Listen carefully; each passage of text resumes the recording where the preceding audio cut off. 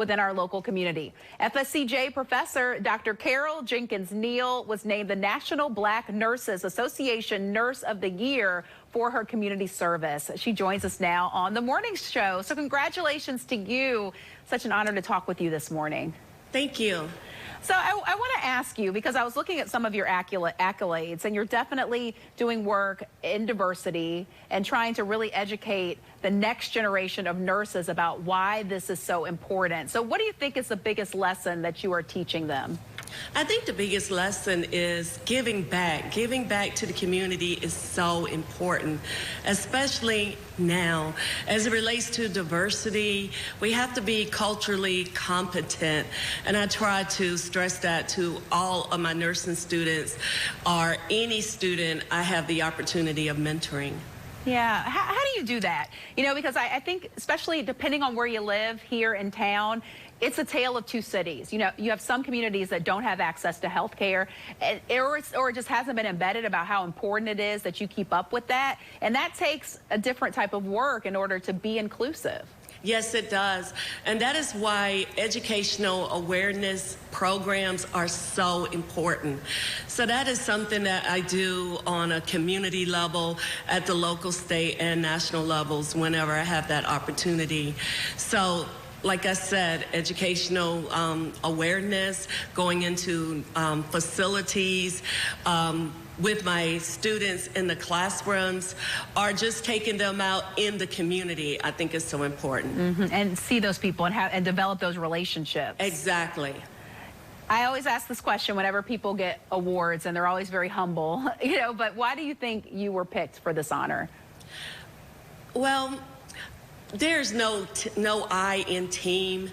And when I think of the award, yes, I'm very humble. With every single community event, there was someone right there with me. I did not do it alone.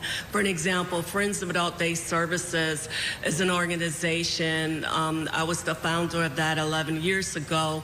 Well, right there with me was Renee Austin Harris, Sandy Catallo, lots of different people were parts of that board that helped to make it work. With the First Coast Black Nurses, the same thing. There was a team, so there's no I in team.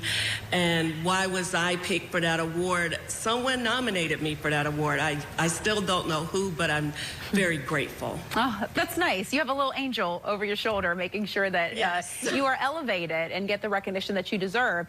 You know, you hosted your first health disparity summit last year. So talk about why these types of discussions are so important.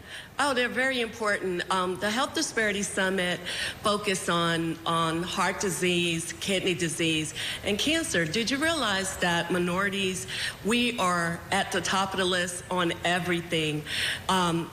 For an example, with the National Kidney Association, minorities are #1 to be on dialysis. Well, as a nurse, we had to do something about that. Same thing with breast cancer, the same thing with heart disease.